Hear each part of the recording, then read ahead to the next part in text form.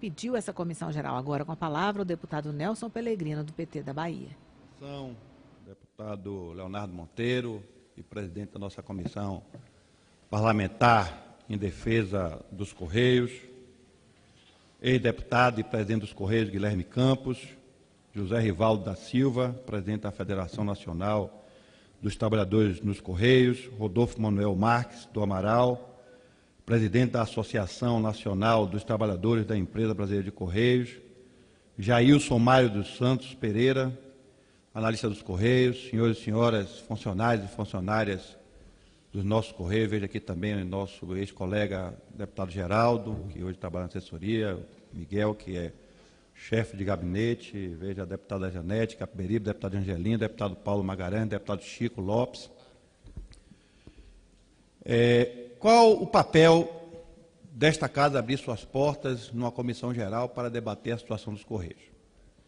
Primeiro, gerou muita preocupação por parte de muitos parlamentares desta casa, principalmente aqueles que historicamente defenderam os Correios aqui, notícias em relação à situação econômica da empresa.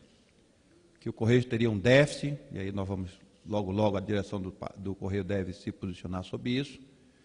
e em função desse déficit a empresa teria que fazer cortes de despesas, teria que fazer demissões,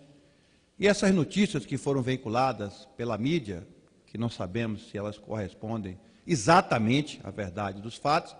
gerou uma preocupação muito grande. Primeiro porque o Correio, como já o deputado Leonardo já teve a oportunidade de discorrer na sua fala inicial, e não quero repetir, sobre a importância dessa empresa, uma empresa secular, uma empresa que vem do tempo do Império, uma empresa que até pouco tempo, e eu acredito que não seja muito diferente, pesquisas que eram realizadas no Brasil demonstravam que o Correio era a empresa de maior credibilidade do país, empresa respeitada, capilarizada, que está em todos os municípios do Brasil, essa empresa está em todos os municípios do Brasil, e o Correio que tem, por força de dispositivo constitucional, o monopólio postal, portanto, tem a missão, como empresa pública, de garantir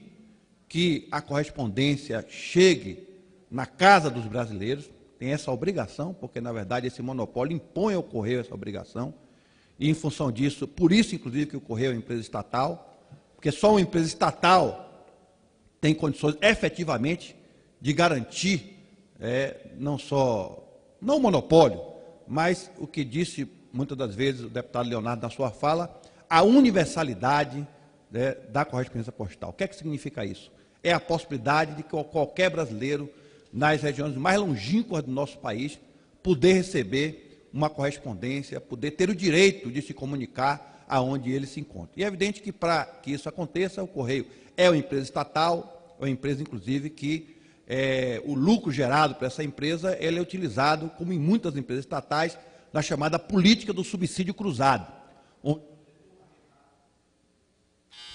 onde o setor mais rentável ele acaba financiando o setor que não é rentável e promovendo e praticando a justiça social e cumprindo o papel histórico da empresa, que é garantir a universalização da correspondência, a universalização postal no Brasil. É evidente que o maior patrimônio do Correio são seus funcionários, esses milhares de mulheres e homens que no dia a dia cumprem essa missão. É evidente também que o mundo muda, o mundo evolui. Hoje ninguém mais usa a lista telefônica, usa a memória de computador, hoje ninguém mais usa telefone fixo, praticamente todo mundo usa celular, O tablet traz a informação em tempo real. Então, é óbvio que a realidade postal no Brasil, ela se modifica, ela vai se modernizando, não se envia e se recebe cartas como se recebia antigamente. E a missão do Correio também, ao longo desses anos todos, ela foi se diversificando. Então, esse é o grande desafio. Esse é o grande desafio que está posto nesse momento para a empresa. Um desafio que não é de hoje. Eu estou aqui nessa casa há quase 19 anos, e 19 anos que eu estou aqui, que eu acompanho essa situação do Correio, inclusive o debate sobre as mudanças estratégicas que o Correio deveria adotar para sobreviver enquanto empresa e poder cumprir a sua missão social. O primeiro, de fato, é não só garantir o monopólio postal, mas a ideia, que eu acho que é cada vez mais atual, de o Correio montar sua empresa de logística, inclusive com frotas próprias de aeronaves,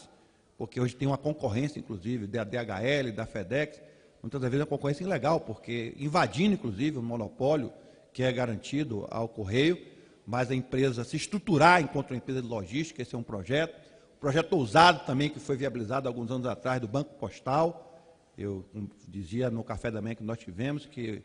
eu tive em 1998 na França, e uma coisa que me chamou foi o Banco Postal francês, La Poste, onde você fazia várias atividades, inclusive atividades do ponto de vista bancário. Então, o Banco Postal também é um fator de dinamização, de diversificação dos produtos da empresa. Acho que o Correio tinha que pensar na ideia de ser um grande provedor de internet também, porque como provedor de internet, hoje, se você não manda carta, mas manda e-mail, você podia falar. E como o Correio tem essa capilaridade, em qualquer agência você podia mandar um e-mail, quem não tivesse acesso diretamente. O Correio, inclusive, diversificando, né, a entrega de correspondências, de malotes, ou seja, diversificando o seu produto para sobreviver enquanto empresa, poder gerar lucro, para poder pagar o salário dos seus funcionários e também cumprir a sua missão de estrategicamente garantir a universalização e garantir o monopólio postal. Nesse sentido, nós temos debatido essas questões. É óbvio que isso tem que ser uma iniciativa de governo, uma prioridade de governo. É preciso que haja sensibilidade. Vou concluir para ele. De qualquer governo, que o caminho é esse: investir no Correio, fazer com que o Correio tenha os recursos necessários, os aportes necessários para poder fazer esses investimentos estratégicos e garantir o Correio como uma empresa estatal, e como essa casa pode contribuir para ajudar nisso. Não só na dotação orçamentária, mas como também interagindo com a direção dos Correios.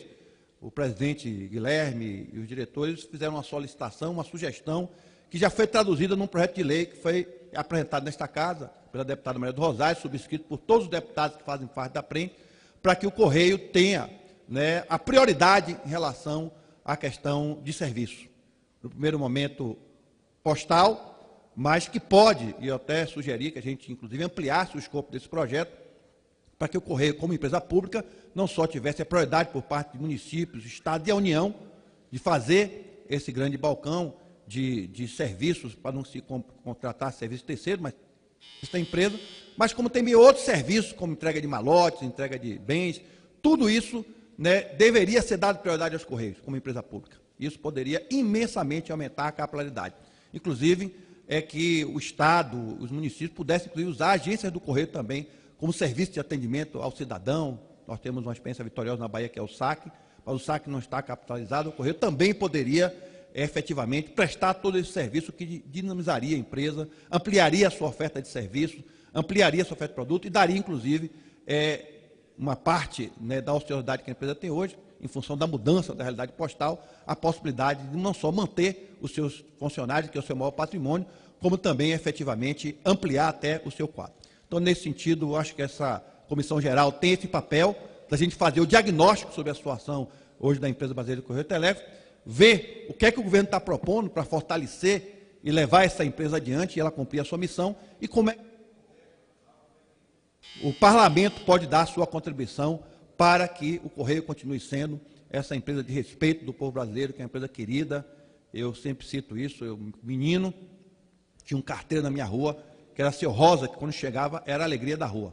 Seu Rosa era a alegria da rua, inclusive um pracinha da FEB, e chegava fazendo a alegria da rua, não só trazendo notícias boas, às vezes não tão boas, mas ele era querido, a gente dava água para ele, dava comida, dava merenda, ele era o cara mais querido da rua, era Seu Rosa. Na hora que o Seu Rosa chegava na rua, era alegria total. Então, são esses brasileiros e brasileiras que hoje cumprem a sua missão, e nós queremos fortalecer essa empresa, queremos que ela continue cumprindo a sua missão, e o Parlamento brasileiro dará a sua contribuição. Muito obrigado, um abraço a todos.